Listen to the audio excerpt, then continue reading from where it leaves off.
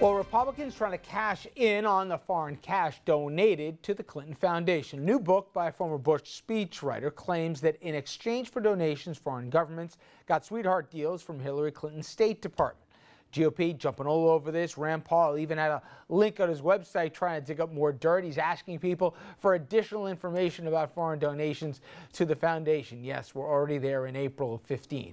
The Clinton campaign says this just another conspiracy theory and it is partisan fiction. Jeannie, we kind of knew that the Clinton Foundation, whatever causal links between the State Department and help for foreign folks, that was going to come up here. A little curious it's coming up this early, but you think this is going to be a big deal or one of those stories that just go over the public's head? I think this one is going to persist through the election. Look at, you have the New York Times has written about this for the last, 2 years. It is the thing that is going to dog Hillary Clinton throughout the election. You know, is she a hypocrite? So they will ask these questions. As the first female potential major party nominee, you've been taking money for the Clinton Foundation from countries that treat women terribly. You've been taking money and it influenced your work in the State Department. And these will go on and on and on because, quite frankly, the Clinton Foundation has taken that money for many, many years. But here's what I don't understand. The Clinton Foundation, and I know some of the folks even attached to it, not the headliner of the former president, really smart people. It certainly was on the radar that the woman on your screen was probably going to be running for president. They had to know that every donation was going to be scrutinized, especially come the election time. And I know, as part of the deal for her becoming Secretary of State, that he had to step down here and from certain speaking engagements. They had to clear it through the White House. Donations, there was some vetting involved here. I thought that this was going to be headed off at the pass because everybody knew that this could have been a narrative that the other side was going to try. You really think there's going to be there? Yeah, well, absolutely. Look at, she knew when she was in the Secretary of State's office using a private email account in Chappaqua that she was probably potentially going to run for president, and yet she used it, and yet she potentially deleted, 30,000 emails. Why? She knew she was going to run and questions would be raised. But that's different. That's different than this. But I know it's the same thing because you know you're going to be questioned about it and yet you persist in doing it. Right. And it's the same case you over agree? And over again. Is this one of those stories that sticks or is this one of those that people like, whatever, and it goes on? I agree with the professor. Whether the public feels it sticks or not, the media is going to continue to, if you will, dog Mrs. Clinton on this issue. I want to go back to your point of why would they take the donations when they knew that it would be an issue in the campaign. That sounds great, Richard, but if you're running a foundation and the money's running short and you need more money to continue your work with coming up with an AIDS cure in Africa, or what are you going to do if the money's running short? So they needed the money for the foundation. It's wanting it it's both not like ways. rubbing nickels, Dominic. They were doing okay. Well, I mean, I don't know the exact dollar amount of what they were doing, but I do know this much. It plays to a narrative. The Republicans, they've got to stop this full speed ahead train right now. Hillary Clinton is a full speed train that if you don't stop her, you might not be able to do it down the road. First of all, it's the Clinton Global Initiative. Would make sense if you actually got some money and some outside input from people around the globe.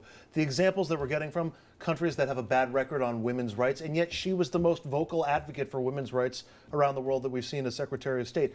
One of the sources came from Canada at the time that the State Department was considering the pipeline, the Keystone Pipeline, and yet she continues to oppose the Keystone Pipeline. So I'm not sure there's that much there. This will play on Fox News, this will play in conservative media.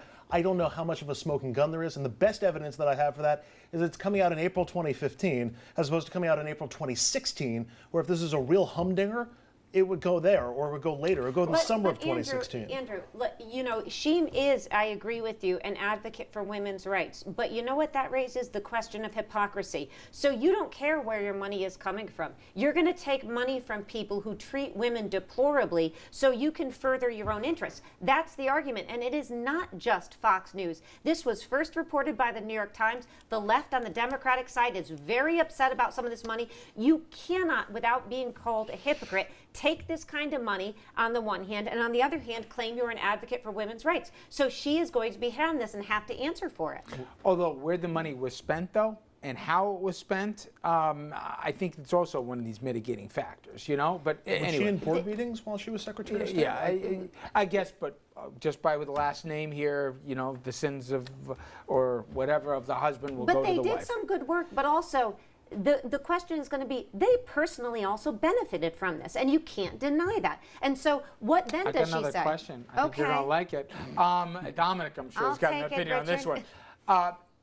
This is anecdotal, I grant you, but Republicans don't seem to either hate Hillary as much as they do this current president, or actually like her more than the president, however you want to frame it. Senator Lindsey Graham, for one, says he doesn't even dislike Hillary Clinton. Former Massachusetts Republican Senator Scott Brown says she'd make a better president than President Obama. Plus, some Republicans even mildly impressed by her campaign rollout. I can go to McCain's and the others who spoke well of her. Is anecdotally, do you think on the right, Mike, there's as much palpable dislike of Hillary Clinton than there is of Barack Obama, or even more so because the Clintons can? What will drive the base crazier? If you say Barack Obama or if you say Hillary Clinton?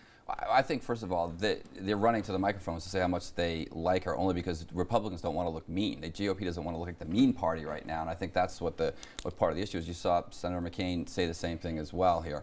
But he said it for a while. Remember that yeah. Love Fest, you know, I think it was 5-6 years ago or 7 years ago, and he's like, oh, she'd make a great president. She was talking the same thing about him. All right. You buy it, Andrew? I think they're more afraid of Hillary than they are of Barack Obama. I think they're more afraid of the political damage that she can do in reaction than Obama can do. I think they're going to hate her just fine when she's the nominee or if she becomes the president of the United States. I think the whole tactic that we've seen with Republicans against Barack Obama will be replayed when Hillary Clinton's in the White House if she winds up winning. I think they'll obstruct just as much as they did for Barack It won't Obama. be replayed.